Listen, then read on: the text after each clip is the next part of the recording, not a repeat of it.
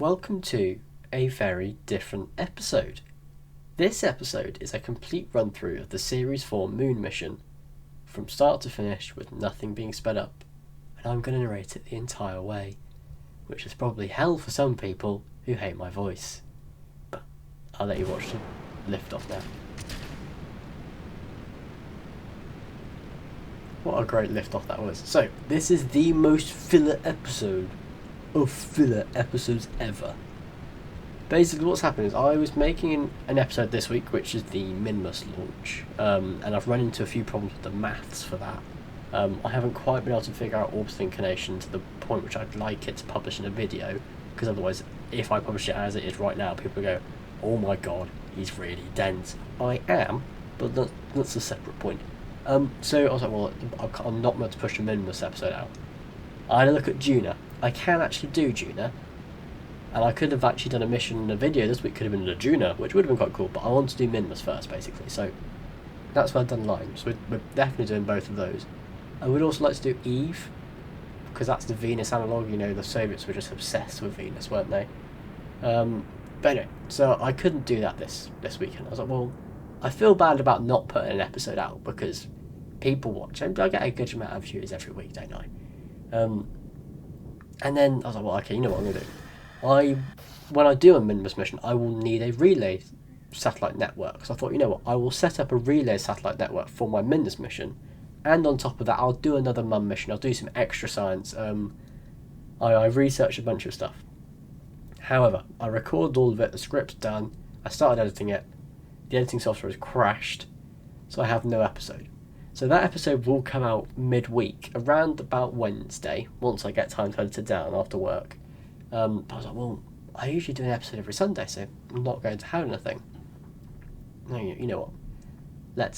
Let's just make this episode, because I said I was going to do it. I want to do a cinematic version of this, and I want to do a complete run through. So the reason I'm doing this primarily is to show some people who don't think it's real that yes, I did go the entire way through to the Mun. I didn't cheat. So here it is, there is no sped up. So I basically just waffled over the ascent profile, which I remember for this one was a really, really good ascent profile. I was really happy with it. We went a little bit too quickly. I did remove the fairing a little bit too early, so we did have some flaming on some of the sensitive solar panel stuff, but to be honest, it's KSP, it's not the end of the world. Yeah, you can see us separating that first stage now, getting into what is basically our circularization and transfer stage. Yeah, no, it was a really good launch and really good first initial 100 kilometer orbit. I think it ended up being 96 kilometers, but it's small fry. But yeah, this is essentially going to be a podcast with just me narrating over it, because a lot of this is just watching me do this, speed up through, and I haven't really thought of anything to talk about. It's a 40-minute video. But I thought, well, I'll make this video, I'll put something out. I apologise, this is going to be terrible, it's going to get no views. It could have been much better, but it's here, it's an episode, and it makes me feel less bad. But I know this isn't even going to get put into the KSP's hardest difficulty category. That's coming, I've got episode 3.5, I know, 3.5, that's coming on Wednesday. Fingers crossed if I can figure out the maths, episode 4 should be coming next weekend. I'm really struggling with the math at the moment.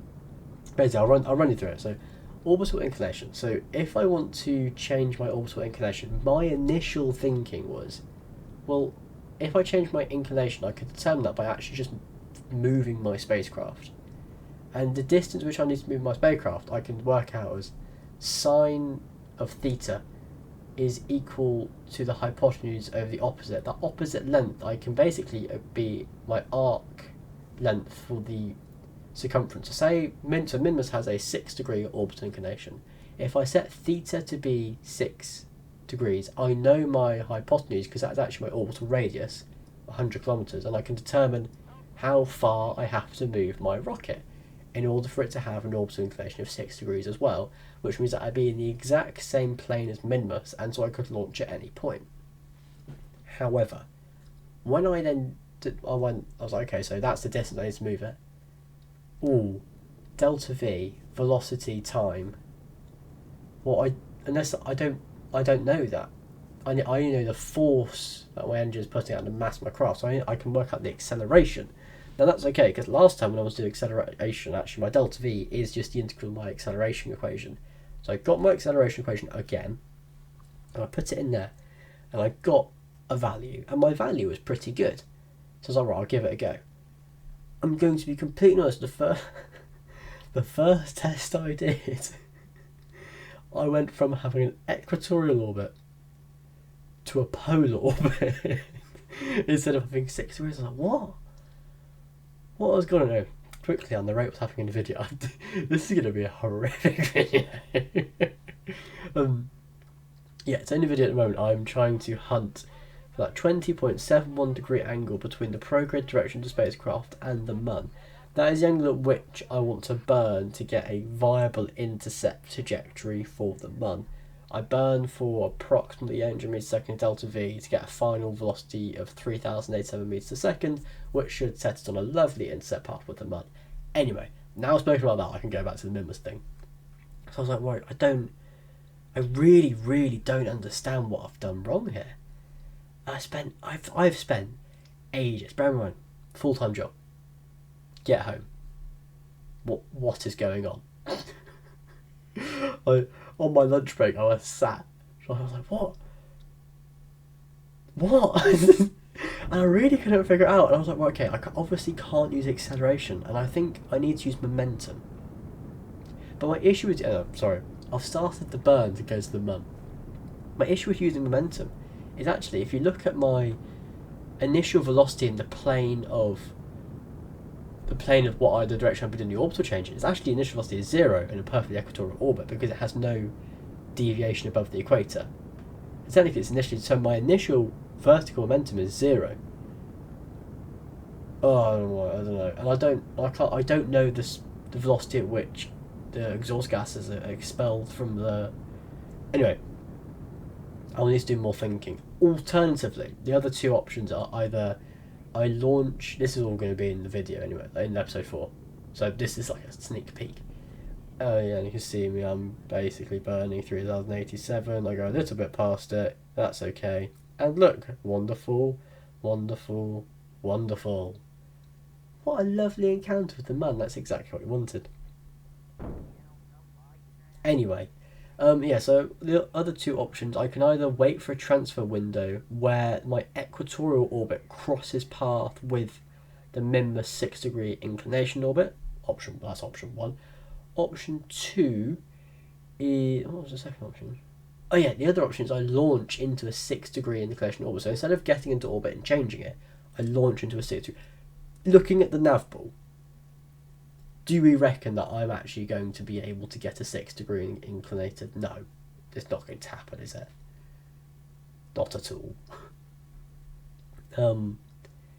So I've shelved that for a second. I'm going to come back and have a look at it. I think the current working plan, if I can't get the orbital inclination to work, is to wait for a transfer window and make a really cool craft which is basically made to wait on Mimbus until its orbit goes all the way around.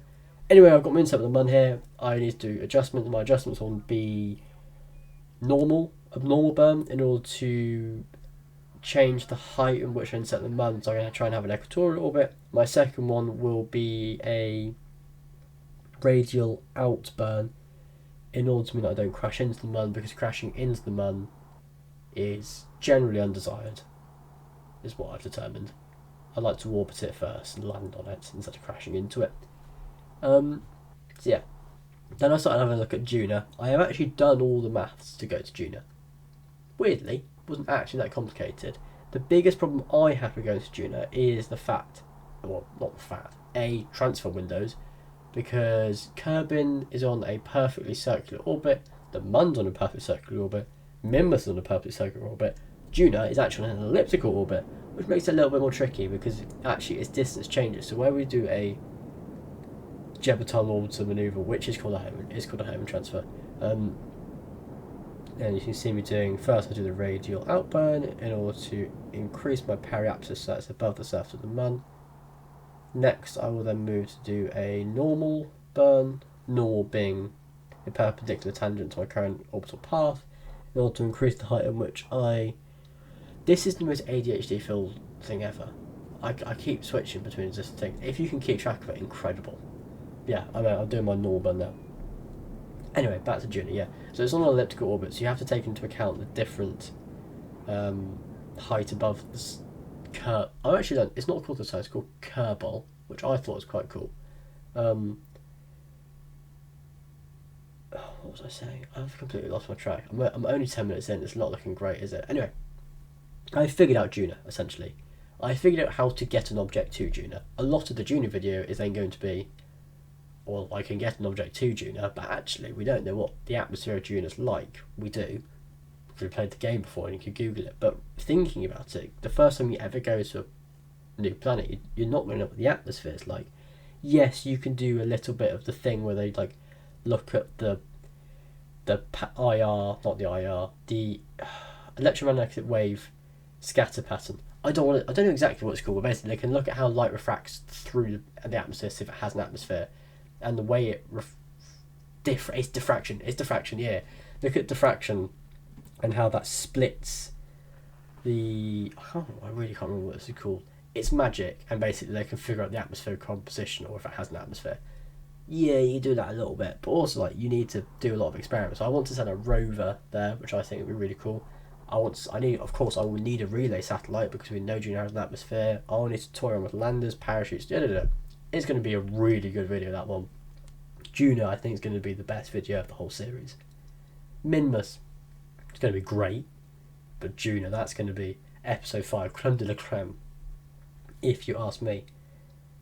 Anyway, I'm now starting my circularization burning retrograde with my... It's radially attached. Wow, that's bright. Oh. I feel like this entire video, all I do is play a PlanetShine. I'm addicted to touching PlanetShine. Yeah, so that's in the pipeline. But I didn't have... So when I did episode 1, 2 and 3, which is Get the Mud, I actually did all the math a really long time ago, and it took me about a week of just sat down, genuinely a week worth of days, sat down just to do all that math. But once I had the maths and I figured it all out, actually then making the videos was not too bad. To run you through my process, so the math takes me a while. Once I've got the maths, I write a script, and the script is essentially how I thought of it. Very condensed down, because otherwise it would take ages and be really, really, really boring. And then once I've written the script, I then make I make a PowerPoint, and I make the animations on the PowerPoint. I then make that, and once I've made that entire thing, I just play the mission. So making the PowerPoint takes me an entire day. For a 40-minute video, doing the animations for on the PowerPoint, which is about 20 minutes of that, about half the video, takes me an entire day at least. Writing the script takes me not that long. I quite like writing scripts, it's not too bad. I have to edit the script, then I have to record my voiceover for it, and I attach that to the PowerPoint, and then I have to sync that all up. Syncing it up, I hate it. It takes so long. There's got to be a better way to do it. That takes a day. Voice recording, it takes 20 minutes. Actually, saying that, my microphone quality obviously will continue. It probably isn't great now because this is like a half-baked setup. But my microphone quality will increase because I've realised I was actually speaking into the wrong part of the microphone. And the quality in the first video was probably really bad. But anyway, as you can see in the actual video, getting back to it, I should probably pay attention, shouldn't I? I have detached the side boosters. I am now basically looking at my orbit, and I will notice that it will hit a crater. This, as we discussed earlier, is suboptimal. We don't want to hit the Mun, we want to land on it. And so I remember when I was like, I get to the apoapsis and I increase my height and I waste delta V, or I just go for a landing, because I wanted to land not in the dark bit and not the light bit. Light bit's too bright, dark bit's too dark. Yeah. I wanted to land halfway between, and I realised I was currently in a perfect position to do that. So I was like, In for a penny, in for a pound. Let's just land here. And I did. Yeah, so you can start with doing my deorbit button there. Of course, you're not going to get the live audio. I don't have live audio for the entire thing. I only have it for the Mun landing. And I won't bother putting that on. This is meant to be a really easy to make video, so I can check it out. This video is going to take me literally the length of this video to make, because all I'm going to do for this video, there's no animations, there's literally nothing. I will do the voice recording and pop it on. It's such a fun, enlightening video, which is going to get 4 views, and I really, if you have managed to keep watching this far and you're still here and you'll go, maybe it'll be a good video, and it'll, no, it's terrible. I'm sorry. It's really bad. Yeah. So I do the animations, and then once I do that, I then play the mission and I attach that at the end. But honestly, the way I do it, because in my editor I use Shotcut to edit because it's free. What I do is I take the video, which I capture using Microsoft, like the inbuilt Microsoft game capture. I put it into Microsoft Clipchamp, I cut it up and I change the speeds, because you can't change the speed of a video in Shotcut. I then export that, then I put that video into Shotcut, I narrate over it, attach my narration, take out the bits where I go like this, because nobody wants to hear that. I'm going to leave it in this video, I don't care. And then once I've done all that, I export it. It crashes like 4 times because it doesn't like doing videos longer than 20 minutes, and all the videos 40 minutes. Bon appetit, I have a video. It's like a James A. Cast of it, isn't it? Started making it, had a breakdown, bon appetit. Pretty much that. And then I publish it. I make the thumbnail. So when I do the thumbnail, you'll notice in the last video, the thumbnail completely photoshopped. But I don't have Photoshopped because it's not free. So I use Paint 3D. The production quality on this series knows no bounds. I use Paint 3D to make it. No, I use Paint 3D to make the picture. I put the picture into PowerPoint where I have a standard thumbnail. That standard thumbnail is then, I just change the picture in the back, change the episode number, change the text a little bit. That's it. I then put it into YouTube Editor. It takes a while to upload. Ooh, I forgot to say, I was meant to do a video about it. I achieved my milestone. I have 500 viewers, 500 subscribers and over 3,000 watch hours, which means I get to be a YouTube partner. Yay! That means I can start a YouTube members program, and you know, I reckon people would join it after watching this video, wouldn't they? They go, oh, this guy makes such good videos. The quality of the video is just through the roof. You know what? I've got to join. No. Episode 3.5 and episode 4. Every time I say episode 3.5, people are probably going, what? Why is it 3.5? It will make sense when it comes out. I promise. I quite like the video. It's a shame it's crashed. Anyway, going back to the actual mission, I'm landing on the Mun.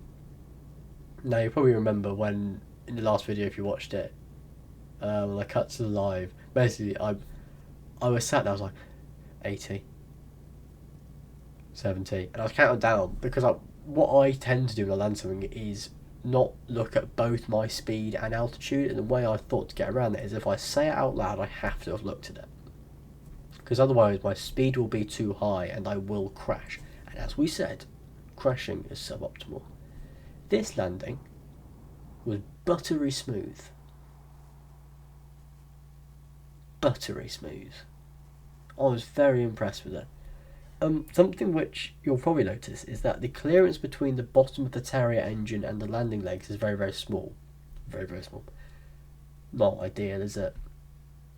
Not exactly what you want. What you want is a greater clearance so then the landing legs can actually use their springs to balance, which is why you see it tip. Because basically it is touching the floor, so the landing legs on the left are unable to press all the way, which is causing it to tip over, and then landing on the other side trying to compensate with their springs, which is actually pushing us over. I think if I disabled SAS, I can't remember. Anyway, something else you notice is I don't have ladders on it. And I said this, and we went, so funny. So I get Jeb out first, because, the pilot gets out first. Neil Armstrong, 1 small step for man, 1 giant leap for mankind. Boring. Would have been much funnier if he got onto the moon and he went, what's that? And he cuts comms off. That would have been 10 times funnier. Instant, loads of respect. He didn't do that because he's boring. But to be fair, he probably would have gotten quite a lot of trouble if he'd done that. So fair enough. He gets out, plants are like, I then get Bill out, the engineer. To be completely honest with you, I don't know why I brought an engineer with me. The only thing an engineer can do is they can take stuff off and on the spacecraft. They could nick a landing leg or a small solar panel and stow it. I don't know why I'd do that. Or they can repair engines. Now, repairing engines is useful, apart from I had no engine failures. Now, every time I have an engine failure, I just abort the mission. So completely, what I should have done is brought a scientist with me, so I could have done more science. Live and learn. But something I'm going to do in the future is start training up Valentina, because I want a second pilot. Because basically when your pilots are level 0, they're unable to follow prograde or retrograde markers. They can only follow stability assist, which means you have to do it all manually. 10 out of 10 dismount. You did our kill. I don't know. Every time you watch Olympic gymnastics, right, they start talking about these moves like, oh yeah, she did a Khrushchev's Bolshevik cross and did a triple tuck mount. I'm like, what? What does that mean? And you're watching them, they're just doing magic, and they're floating. And they've come up with all these fancy names for them, and you have absolutely no idea what's going on. Anyway, obviously Bill there did a Khrushchev's Bolshevik triple jump tuck or whatever. And now he's getting out the kit. Something else I need to remember for next time is get rid of their parachutes. They don't need parachutes, it adds weight, and it's completely useless. They don't need parachutes. If they need parachutes, it's gone horribly wrong. Actually thinking about it, it probably would go horribly wrong knowing me. Nah, it'll be alright. But yeah, so in this mission I've never ever used these. Is it Making History? No, it's the other one. What's the other DLC? I don't know. Tell me in the comments. What's the other DLC called? Bro, my mind's just gone blank. Anyway, the other DLC, Breaking Ground, that's it. Does the deployable science. I've never done a deployable science before. Obviously, I don't know how it works. When I was trying to figure out how it works, what I did was click something, and his EVA pack disappeared. Well, that's not useful, is it? And because we don't have enough science, we haven't unlocked the extendable ladders. Oh no, he can't get back in. Next time, I'm going to unlock more science, and I'm going to get the extendable ladders. Basically, the plan for the next moon landing is add extendable ladders and do the exact same thing again in a different biome, get more science. More science, more cool stuff. But what I genuinely need to do is I need to unlock relays, so I can get a relay network to Minmus, because otherwise I don't think my current antenna have the range to go there, which is a bit annoying. I also want to get better solar panels. I want to get extendable solar panels. I was going to put extendable solar panels on my lander, but then I thought about it. The chances of me accidentally knocking one of the panels off is really quite high. So I thought, you know what, I won't put extendable solar panels on it. Anyway, what you probably saw, oh yeah, Jeb's got back in because he's got an EVA pack. Oh, look at me, Jeb, go, we've got an EVA pack. I start all the signs whilst I could basically. I sat there and I was like, I don't have time for this, to be completely honest with you. I don't really want to sit here for like 20 minutes and try and jump back in. I don't have time. This video is gone way too long already.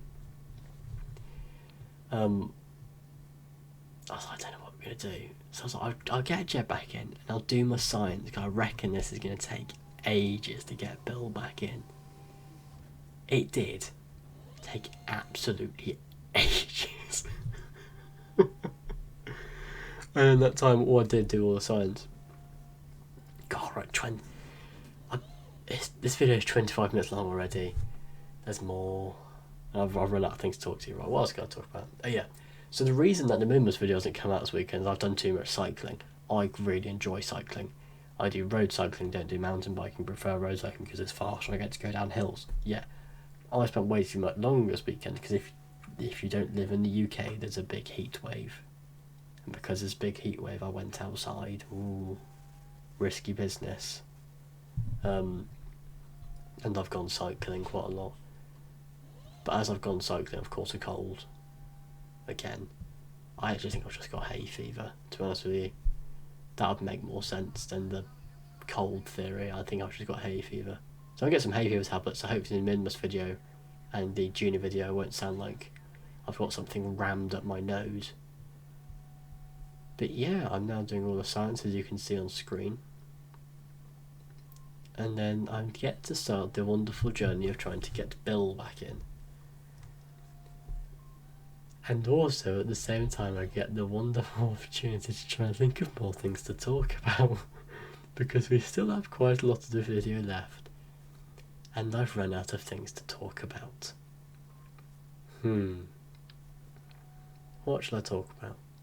Plans for the future. That's what I shall talk about.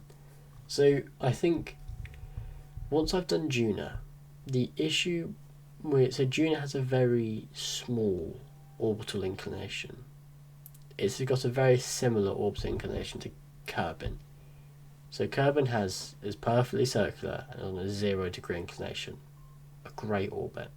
It's basically the Mun. Juna has a very small inclination and has an elliptical orbit. So the biggest challenge going to Juna is navigating the elliptical orbit. Usually that's not a problem because by this point you would definitely have a manoeuvre node calculator. I don't, so I have to figure out the maths of that. Whether my maths will work, you'll have to stay tuned and find out. Ooh, foreshadowing. After Juna, our next easiest option will be Eve, which is the Venus substitute. It's nothing like Venus. Because it too has a very circular, it basically has a circular orbit. I think its deviation from perfectly circular is like 0.005 or something. And its inclination is like negligible in the grand scheme of things. But something you quite often do on interplanetary stuff is you do mid-course correction burns in order to get a more favourable encounter. But if you haven't played much KSP, if you burn like mid-course, I'm trying to think of a good way to explain this. Imagine you have a really long stick. Imagine you have a meter stick, and one end is nailed to the ground, and you can rotate the stick by pushing it at any point. If you push it very near, I got back in. Yeah, unimportant. If you push the stick very close to where it's nailed to the ground, the bit which you're pushing will move a very small amount, but the far end will move loads. If you push it in the middle, you'll have to move your finger more to move the end more, and then if you push it at the very end, like imagine it's like on a hinge, like a meter stick on a hinge. This isn't going to make any sense. I'll have to think about this before I make a video. Anyway, I think what I've come to realise, because people keep going, oh, it's wrong because of the O birth effect. I have a very, very vague understanding of what the O-birth effect is, but my A-level physics brain technically doesn't. Oh, sorry, I've neglected it. We've separated and we're reascending to orbit. Wow, ooh, wow. What was I aim for a 20-kilometer orbit to avoid surface features and craters and stuff. If you have managed to get to this far, number one, impressive. Number two, if you have not watched the last video and you have made it this somehow, you've made it this far, go and watch the last video. I promise they're not all this bad. I promise. But yeah, what was I saying? Oh yeah, the O-birth effect and mid-course corrections. Oh, I don't know how to calculate a mid-course correction. What? Oh, I've absolutely... So, if I want to go to Juna, the only way I'll be able to... If I do all of the stuff straight away, I do it. And if there's a mid-course correction, I can't do it. No, genuinely, I don't understand the maths and the science behind mid-course. I don't understand it now, let alone physics brain. Physics A-level brain. So I will have to really think about that. My current ideas and thinking and planning is what I'll do is I'll just punch my chair. Hell. What I'll probably do is I will escape Kerbin's sphere of influence and be able to basically orbiting the sun or Kerbal, and then I will transfer. So I'll do it in 2 parts because that means that it's easier to think about. Basically, that's the primary advantage. I could try and use a slingshot around the Mun to avoid that's delta V. Chances of that going right, very small. So probably won't do that. Yes, I'm now circularizing. Am I? Yes, I'm circularizing around the Mun, and I've circularized a shit job. Pardon my language. Very sorry. Excuse my French. I've done a terrible job of circularizing, I should say. Not very circular at all, is it?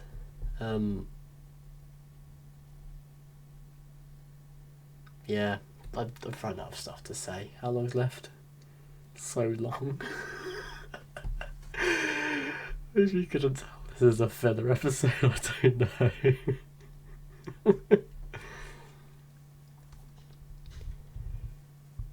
Yeah. So if you draw a line from Kerbin to the centre of the Mun to my spacecraft, it should form a 44.84 degree angle. I use a protractor to measure this angle. Genuinely, what I do is I get a protractor and hold it up to my monitor, and I measure the angle because that was the best way I could think to do it. And then I escape the Mun's sphere of influence with a burn. The last video explained all this. I need to realise this video probably isn't. It's tricky to do a video which is just narrating, is what I've realised, when you've got nothing to talk about. Maybe I should. What's a fun topic I could talk about which has happened in space? SpaceX went on the stock exchange. So Elon Musk is on paper a trillionaire. That's interesting. What else happened? I watched the Ariane something launch this week on my lunch break. That was fun. Apart from I couldn't watch it all. What else? Something else I can talk about. So this spacecraft has 2 main crew modules. It has the orbital module, like the actual. If you look at the real stories, it has the orbital module bit, and it has the crew capsule bit, like just my own made descent module. But both of those are things which the Kerbals can be in.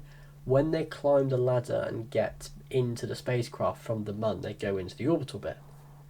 However, I'm always really, really, really worried about forgetting to move them back into the Gemini capsule, which is inside like the fairing bit. to mock up the descent module, because if I forgot to do that, then they would burn up in the atmosphere and die, and that's a very easy thing to forget because they're in the spacecraft. They're just not like in it, and you detach. The way I decided, because I saw it cell capsule, I detach that top bit, and I feel like it's gonna happen. Ooh, something else which I would like to do at some point is I want to do like a Netflix style documentary, because I mean so far nothing's really gone that wrong, which is really impressive for me. I mean, we've had some launch failures, but we've had no. Eventually, somebody's gonna die, aren't they? Yeah, somebody definitely. One of them will die at some point, which is sad. But what I want to do, if that does, I mean, to be fair, it might not happen, because actually thinking about it, we're going to do a crewed mission to Min, must do more crewed Mun missions, but a crewed mission to Juna? I don't know, man. Sounds quite tricky. There's going to be lots of probes on Juna first. But yeah, if any of them die, I'm going to do a Netflix-style mockumentary is my plan. To like what went wrong? It's like, like Apollo 13 style. I'll call it. What's my rocket called? Ceres 13. It'll probably be like Series 6 or 7. 6, 7. Oh, I can't believe I've done that. I don't. Right, I don't understand where it's come from. I genuinely don't understand what it is, what it means, or what's going on. So pause. Pause. Why am I saying pause? Somebody explained to me that this is because I've got fairing interactions on, and I can turn it off and I'd fix it. I don't really know, but apparently I can fix it. But it was very scary at the time when it happened. Yeah, 6, 7. Genuinely, no idea what that is. I've got no idea where it's come from, or what it means. It could be like a horrible thing. I don't ever say it, because I fear that it could be a horrible thing. It probably isn't. But it because when it first happened, it completely went straight in my head. It's only now, when people are making fun of it, I'm like, what the hell? What is this? But because I'm so late to the party, the original source is so diluted that I don't know what it actually is. Which is is that like dead internet theory? That's a really interesting theory actually. That's what I should have come up with some interesting topics to talk about in this video instead of waffling about what was I talking about? Bikes. Oh, I spoke about how I made my videos. That's quite cool. I'm a YouTube member now. I've applied to get ad revenue. I think I'll earn like 3p. Yes. I've always wanted my 3p. Actually, it's not. There's in two parts. So the first part, you can offer YouTube members. If I ever offer making a YouTube member, it will be either the cheapest I could possibly make it, or I'll make it ridiculously expensive, but I'll put all the videos on it will just be like this. So nobody will want to buy it. I mean, I don't really know what I put on there. The Discord, everyone's allowed to join Discord. I don't want to monetize it. I don't see the point in monetizing it. The only time I'd monetize it is if I was going so ridiculously out of the way. I have no extra content to really offer. I mean, early releases.